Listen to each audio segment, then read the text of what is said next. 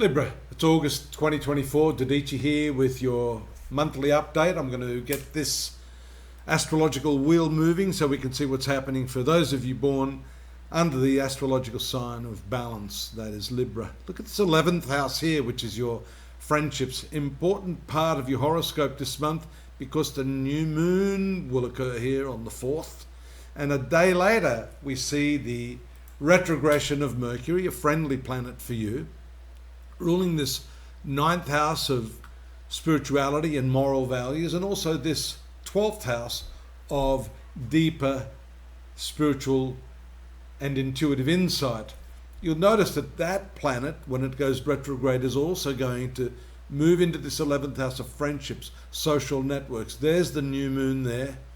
It's also karmic by nature in this instance because the North Node has a very favorable aspect to that new moon.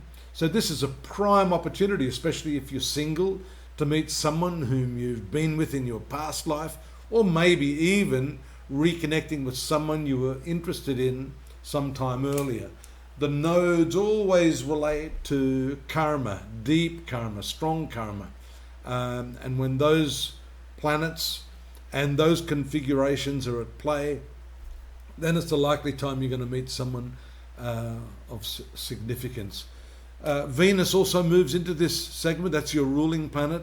So here we see several factors playing out. Also, you'll notice here the aspect of Mars on to this 12th house, and Jupiter aspecting your sun sign from this 9th house.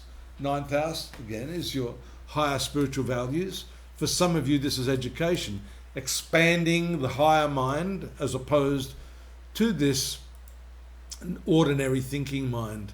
This is the mind of discovery, exploration, tertiary education, long journeys, because that's a form of education too, connecting with other cultures. So all of these elements are strongly activated this month for you. And you can see here around the 15th, when that Mercury moves back into this 11th house, I think much of your focus is going to be on, well, the friends that I've had really keeping up with my spiritual development. Am I, in the right sort of company? Am I with people who are evolving at the right sort of pace, the right speed? There.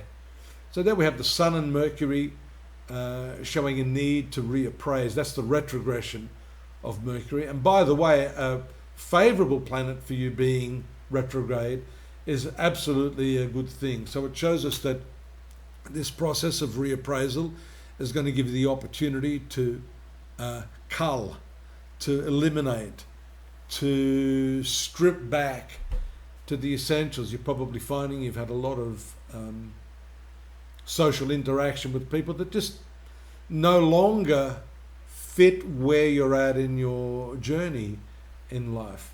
There's a full moon there also in the 5th house on the 20th. There you see it.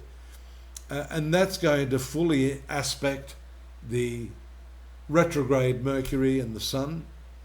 Again, this 5th house is a creative house, but it's also the house of love affairs. And the full moon taking place there shows us strongly that your emotions will be engaged in this.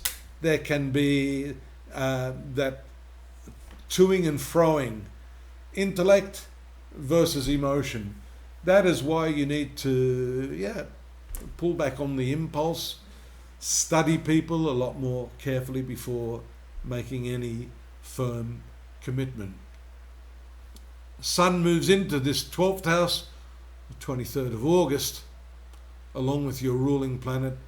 That again adds more depth, more insight into your analysis of your past, how that has helped you to become who you are. It's also a sector of charitable work. It's also a sector of expense. So that's important to take a look at what's happening with your expenses. You notice here the Sun rules your 11th house of profitability. If you're running an independent business, normally what this tells us is that the overheads are going to be much higher than you normally expect as a result of that. That is why Mercury has exchanged places with the Sun. Sun rules the profit sector, Mercury rules the expense sector.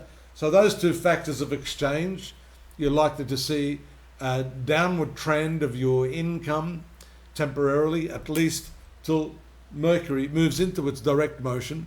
That happens on the 29th, just a couple of days before the end of the month. But you'll need to wait for Mercury to go back into this segment and then out of there. That's probably a month. So, just cut back those overheads if you can. Don't be too generous with everyone, as that can be the cause of ongoing problems. Cash flow is going to be a bit of a difficult issue. Venus moves into the Sun sign for you, which is excellent, albeit at the tail end of the month. This is the start of a new social cycle, a new cycle where you feel good about yourself and very, very attractive to others as Venus casts its influence on this 7th house. Do pop on over to astrology.com.au. Love you to take a look at what else we've got in store for you for the month. There's the text-based forecast along with the dailies, the weeklies and the yearlies, lots of free psychic stuff, heaps of information. I'm here at your disposal if you need more information. Hit the like and subscribe buttons. We need that. We need you. And we'll see you again here next month. Take care. Bye-bye.